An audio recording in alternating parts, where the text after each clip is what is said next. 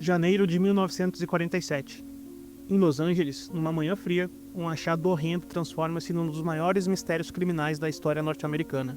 Uma jovem de 22 anos encontrada morta num terreno baldio, mutilada de forma brutal, sem que jamais se descobrisse oficialmente o verdadeiro autor do crime.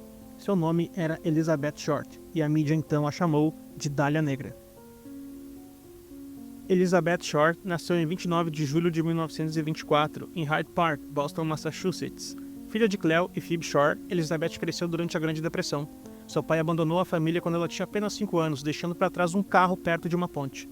Muitos acreditaram que ele havia cometido suicídio, mas anos depois descobriu-se que ele estava vivo e morando na Califórnia. Elizabeth teve uma infância difícil.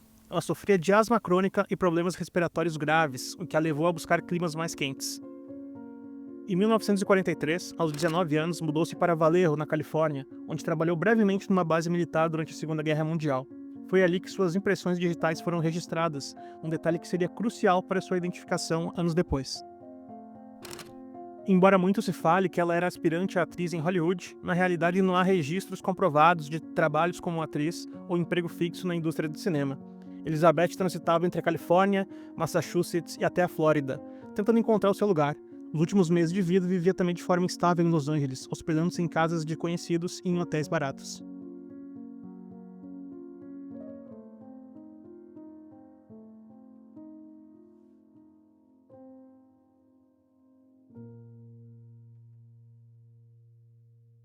A imprensa da época, buscando o sensacionalismo, construiu uma imagem romantizada para ela. Roupas escuras, cabelos negros, vida boêmia nas sombras de Hollywood. Foi dessa imagem fabricada, somada possivelmente ao filme The Blue Dahlia que estava em cartaz na época, que surgira o apelido macabro, Dália Negra. Mas as luzes de Hollywood e a fama não eram realidade para Elizabeth. Ela vivia nos bastidores, nos cantos escuros da cidade dos sonhos, e seu final seria muito diferente daquele que imaginara. Na manhã de 15 de janeiro de 1947, por volta das 10 horas, a dona de casa Beth Bersinger caminhava com sua filha de 3 anos pelo bairro de Leimert Park, em Los Angeles. Ao passar pela North Avenue entre as ruas 39 e Coliseum, ela avistou algo em um terreno baldio que a fez parar abruptamente. De longe, parecia um manequim quebrado jogado na grama, mas ao se aproximar, o horror se revelou. Era o corpo de uma mulher jovem, era Elizabeth Short.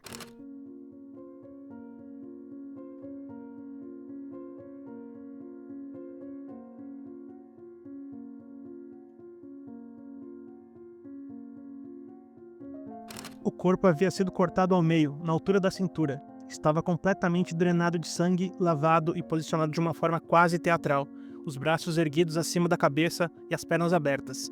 Havia cortes profundos nos cantos da boca, estendendo o sorriso de orelha a orelha, uma mutilação conhecida como sorriso de Glasgow. Havia marcas de cordas nos pulsos, tornozelos e pescoço. Partes do corpo apresentavam escoriações, queimaduras de cigarro e marcas que indicavam tortura prolongada.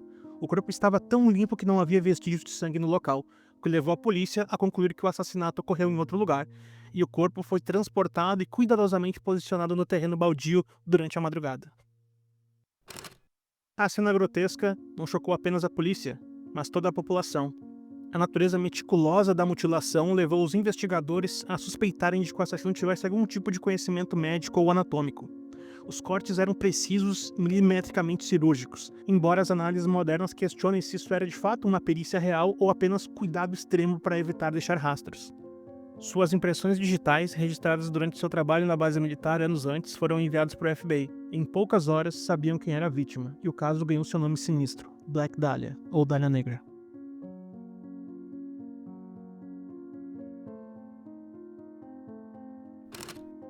Ali então teve início uma das investigações mais frustrantes, intrigantes e controversas da história criminal norte-americana.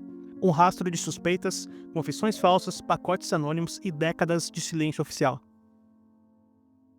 A investigação ficou sob responsabilidade do Departamento de Polícia de Los Angeles, com apoio do FBI. O caso explodiu na mídia. Jornais publicavam detalhes gráficos, teorias selvagens e a cada dia surgiam novas pistas.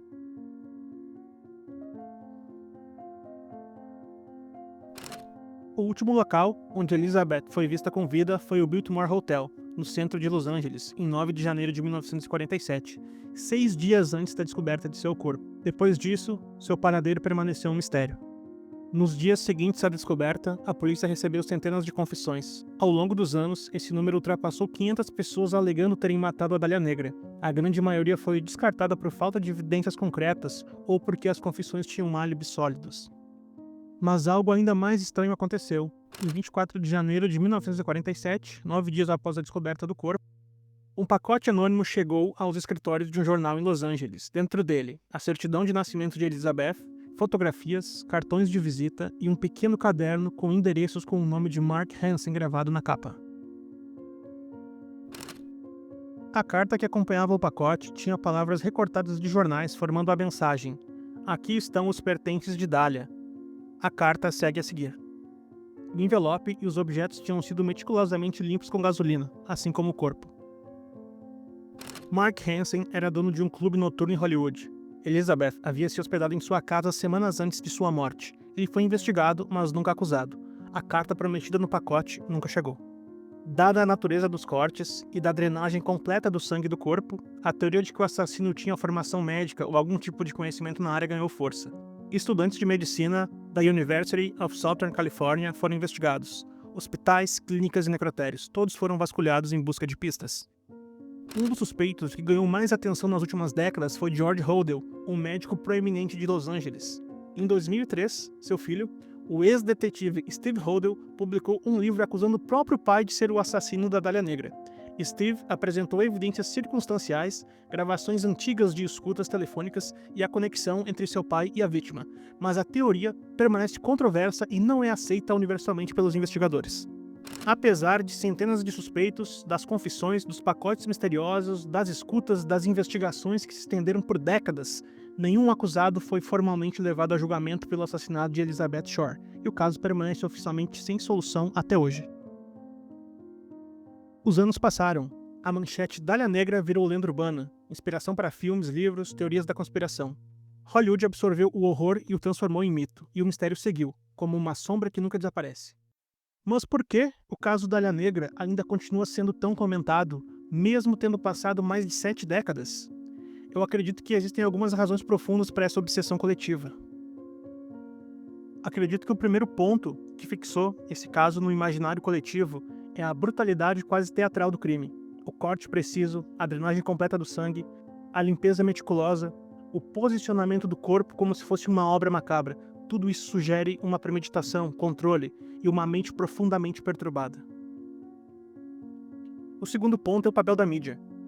Os jornais da época transformaram Elizabeth num personagem. A jovem bonita de vestidos negros, a aspirante à estrela perdida nas sombras de Hollywood. Inventaram detalhes de sua vida, sensacionalizaram cada aspecto do caso.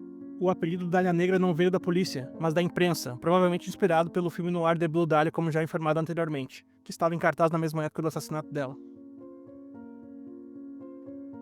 Temos também o contexto histórico. Estamos falando de uma Los Angeles pós-Segunda Guerra Mundial, uma cidade cheia de sonhos, promessas, glamour, mas também de sombras, corrupção e desigualdade. O contraste entre o brilho de Hollywood e a escuridão desse crime tornou um símbolo macabro dessa era. E o último elemento que torna esse caso tão memorável, certamente é a ausência de resolução. Casos não resolvidos mexem bastante com algo muito primordial em nós, o desejo de justiça, de respostas, de um fechamento. A Dália Negra nunca teve justiça, e isso nos incomoda e nos revolta profundamente. Elizabeth Shore está enterrada no Mountain View Cemetery, em Oakland, Califórnia. Sua lápide é simples, mas frequentemente visitada por curiosos, pesquisadores e pessoas que nunca a conheceram pessoalmente, mas expressaram a necessidade de prestar o seu respeito.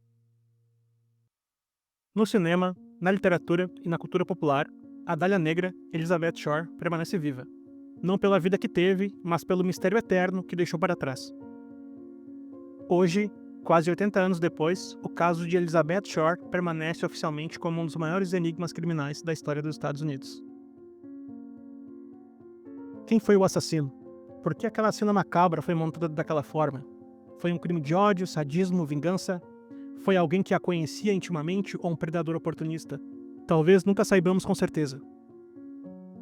Alguns investigadores acreditam que o caso poderia ter sido resolvido nas primeiras semanas, mas que a incompetência, a corrupção policial e a interferência da mídia destruíram as evidências. Outros acreditam que o assassino era alguém poderoso o suficiente para escapar da justiça. O que sabemos com certeza é que Elizabeth Shore era uma pessoa real, não apenas uma manchete, não apenas um mistério, mas uma jovem mulher de 22 anos com sonhos, medos e esperanças, alguém que merecia viver. Este caso nos lembra de algumas verdades duras. A vida é frágil, a fama pode ser cruel, e nem todos os crimes encontram a justiça que merecem. Mas também nos lembra de que devemos continuar procurando respostas, mesmo quando elas parecem impossíveis. Se tu chegou até aqui e gostou do vídeo, deixa o teu like e te inscreve no canal, e comenta aqui embaixo qual possibilidade tu considera mais plausível para o caso da Dália Negra. Um assassino em série que talvez nunca tenha sido pego, quem sabe tenha sido o médico George Hodel, ou alguém da cidade muito rico que teve grana para encobrir o crime. Comenta qual teoria tu acha que faz mais sentido e obrigado por assistir. Tchau!